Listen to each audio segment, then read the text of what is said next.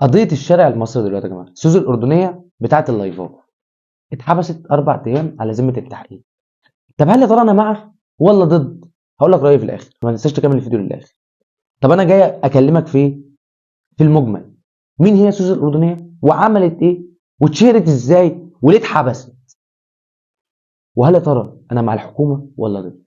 هتشوفوا كل ده في اخر الفيديو. ما تنساش تعمل اللايك. لاول مره تشوفني، معاكم محمود السعيد. يلا بينا. سوزي الاردنيه يا جماعه اتشهرت ان هي بتفتح لايفات. كان حد يعرفها وهي بتفتح لايفات اصلا؟ لا. طب ايه اللي شهرها؟ طلعت في لايف بتقول تعالوا الشارع اللي وراه، والله لا هروح اعمل لك انتوا فاهمين الترند بالظبط كده. فمش هينفع نقول الكلمه دي عشان المشاهدين اللي تحت 18 سنه. بصوا يا جماعه، ده اللي شهر سوزي. طب هي تسكت؟ لا، تطلع في فيديو تاني وتقول لابوها نصلحها ولا تصلحها. فاهم الفكره؟ بتقلل من ابوها، من الاخر بتبين لك ان ابوها قرطاس في البيت. خلينا نعترف كده 3 مقاييس للمجتمع: مجتمع ديني، مجتمع مبادئه ايه، عاداته ايه، تقاليده ايه، انساني ولا لا. انت لو انسان بتحترم القيم الانسانيه كانسان، مش هتقبل ان هي تعمل كده في ابوها. الحيوانات بتقدر اهلها. تخيل الحيوانات اللي ما عندهاش عقل بتقدر اهلها. ربنا بقى ميزك انت كانسان بعقل عشان تقدر كل اللي حواليك.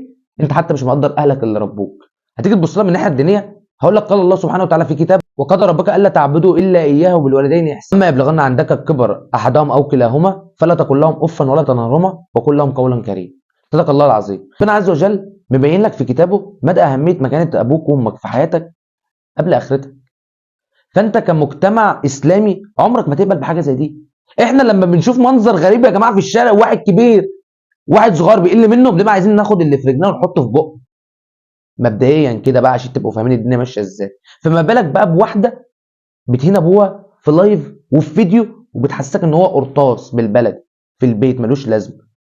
فحط نفسك انت مكانه، او حط نفسك انت في يوم من الايام اب او انت ام. هتقبلي اللي عيالك يعملوا كده فيكي؟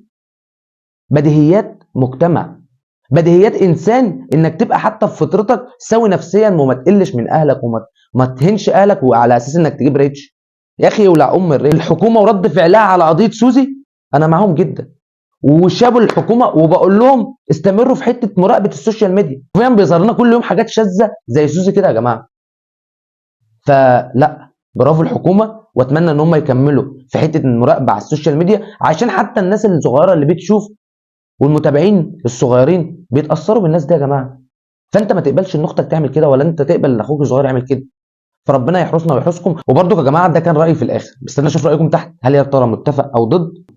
اختلاف الاراء لا يفسد ود قضيه. بس انا ضد اللي مع سوزي الاردنيه، لان ده ولا اخلاقنا ولا ديننا ولا عاداتنا ولا تقاليدنا ولا حتى انسانيتنا تسمح بكده. اشوفكم على خير الفيديو الجاي. السلام عليكم.